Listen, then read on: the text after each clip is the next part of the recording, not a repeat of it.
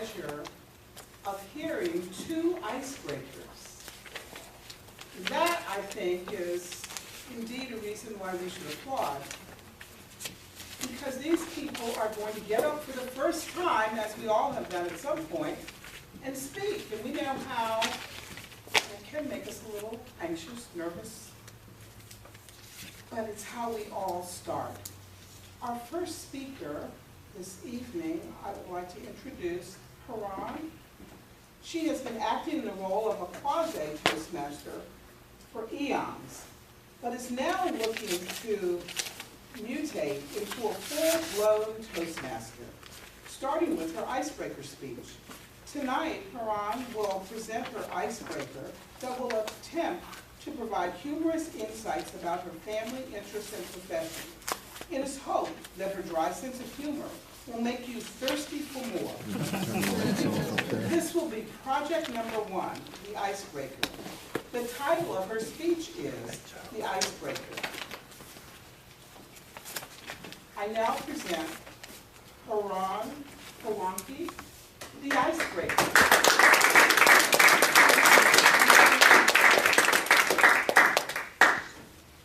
Good evening, fellow Toastmasters, and welcome guests. For my icebreaker today, I'll talk about 3 facets of my life that are most pertinent to me. I'll also describe some reasons as to why I'm here and what I'm looking to achieve in my Toastmaster journey.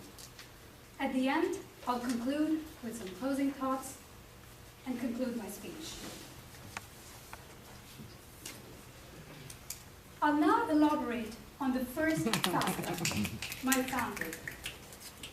As seen in the picture here, my husband is Sri, and I have a son, Krish, who is 6 years old. As I ponder and reflect over the 12 years of my marital life, it occurred to me that marriage is like a deck of cards. At the beginning, all you need are 2 hearts and a diamond. But by the end, you wish you would have a club and a spade. Last but not the least, the most important and dominant member of our family hierarchy is our dog, the alpha dog, Prince. Prince has been with us ever since he was 8 weeks old, and he has essentially codified 3 rules for his human counterparts. Firstly, you must feed me every goodie you eat. If it lands on the floor, it's mine. And lastly, don't shush me from barking when you're on the phone, because I heard the wind blow the leaves. Now, I would like to elaborate about my second facet, which is CrossFit. Holy mackerel. CrossFit is my favorite workout routine. CrossFit is a mix of cardio, strength training, and incessantly talking about CrossFit. My favorite Olympic lift is called a deadlift, as shown here. A deadlift is a rather simplistic move, which comprises of picking up a heavy loaded barbell, just like that, off of the ground and gently setting it down. What I dread the most in CrossFit is a movement called wall balls. And it's essentially CrossFit's way of telling you that you're awesome by high-fiving you in the face with a 14-pound ball. Elaborating a bit more on my interest, I have a specific liking for art. I love to dabble in art with a focus on abstract art expressionisms. After several attempts at helter-skelter sketching, I slowly progressed from painting stick figures to Neanderthal caveman art to finally these 2 paintings. Now, I would like to elaborate a bit on my professional persona. I graduated with a master's degree in engineering from Florida State. I currently work as a cybersecurity strategist at American Express. If you are familiar with the drama and crime series which aired on AMC, it was called Breaking Bad. So think of the security equivalent, the breaching bad.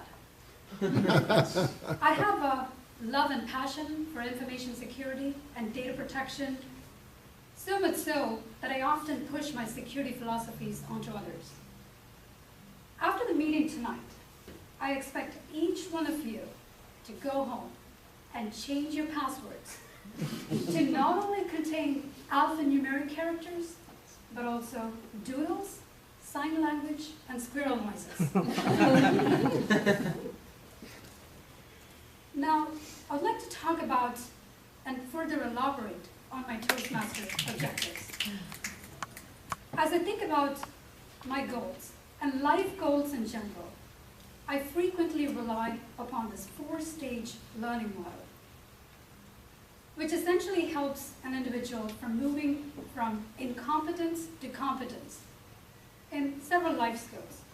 It could be building on leadership skills. It could be simply getting better at presenting. In the first stage, called unconscious incompetence, an individual is not aware of their strengths nor their weaknesses.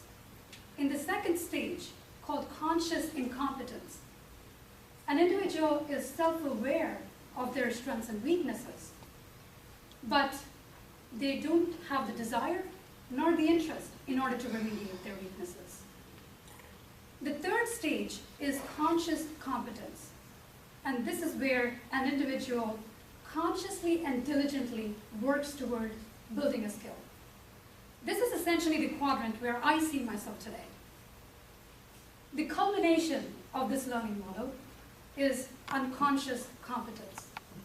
And this is essentially where an individual has gained mastery over a certain set of skills. My goal at Toastmasters, as lofty as it might sound, is to traverse from a vortex of vulnerability, which is the red zone, to the vortex of invincibility, which is the green zone. I'd like to leave you with this closing thought.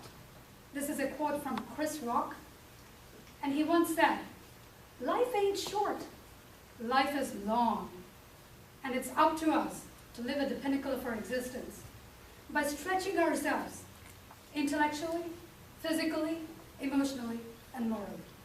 Thank you.